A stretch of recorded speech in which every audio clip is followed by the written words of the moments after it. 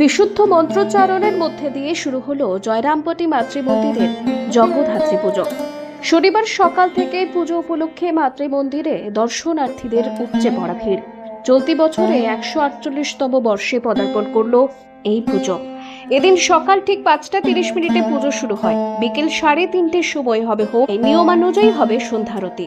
উল্লেখ্য, 1877 সালে দেবীর আদেশে মা শারদার মা শ্যাম সুন্দরী দেবী বাঁকুড়ার জয়রামবাটি গ্রামে নিজের বাড়িতে জগদ্ধাত্রী পুজো শুরু করেছিলেন। পরবর্তী সময়ে মা শারদাও সেই পুজো করে এসেছেন। দীর্ঘ 148 বছর পেরিয়েও মা শারদার বাড়ির সেই জগদ্ধাত্রী পুজো আজও অমলিন। মায়ের বাড়ির এই পুজো দেখতে এদিন সকাল থেকে দেশ বিদেশের অসংখ্য ভক্ত পুণ্যার্থীর ঢল নেমেছে জয়রামবাটিতে। মহা সমারোহে চলছে দেবী আরাধনা। কথিত আছে, অনেক আগে জয়রামবাটি গ্রামে মহা ধুমধামে কালী পুজো হতো। পুজোর পুরোহিত নবমুখুজ্জে গ্রামের প্রতিটি বাড়ি থেকে কালী পুজোর জন্য নৈবেদ্য সংগ্রহ করতেন। কালী পুজোর জন্য এই নৈবেদ্য সারা বছর ধরে জমিয়ে রাখতেন পরিবারের মহিলারা। 1877 সালে কোনো এক কারণে নবমুখুজ্জে মা শারদার মা শ্যামা সুন্দরী দেবীর জমিয়ে রাখা নৈবেদ্য গ্রহণ করেননি।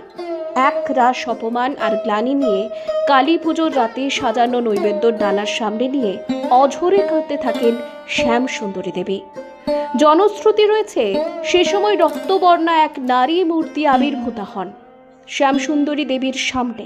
শ্যাম সুন্দরী দেবীকে সান্ত্বনা দিয়ে সেই রক্তবর্ণা নারী মূর্তি বলে ওঠেন, কাঁদছো কেন মেয়ে? তোমার নৈবেদ্য কালী পুজোর জন্য নেয়নি তো কি হয়েছে? আমি তোমার নৈবেদ্য গ্রহণ করব। শ্যাম সুন্দরী দেবী বুঝতে পারেন এই রক্তবর্ণা নারী মূর্তি আর কেউ নন, স্বয়ং জগদ্ধাত্রী। এরপরেই নিজের বাড়িতেই জগদ্ধাত্রী পুজোর আয়োজন করেন শ্যাম সুন্দরী দেবী। প্রথমে খুব ছোট আকারে আয়োজন করেন পুজোর। সময়ের সাথে সাথে সেই আয়োজন বাড়তে থাকে।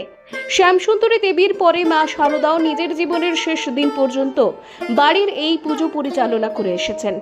তার মৃত্যুর পরেও থামেনি সেই পুজো। মাতৃমন্দিরের উদ্যোগে মা শারদার জন্মভিটের সেই পুজো আজও চলে আসছে জয়রামবাটিতে। রীতি মেনে নবমী তিথিতেই সপ্তমী, অষ্টমী ও নবমী এই 3 তিথির পুজো হয় এখানে। মাতৃমন্দিরের ভক্ত সন্ন্যাসীরা এই পুজো করেন। চলতি বছরও মহা সমারোহে চলছে সেই মাতৃ আরাধনা। মা শারদার পবিত্র জন্মভিটের এই পুজো দেখতে দেশ বিদেশের বহু ভক্ত পুণ্যার্থী ভিড় জমিয়েছেন জয়রামবাটিতে। ভক্ত সমাগমে উপচে পড়ছে জয়রামবাটি মাতৃমন্দির।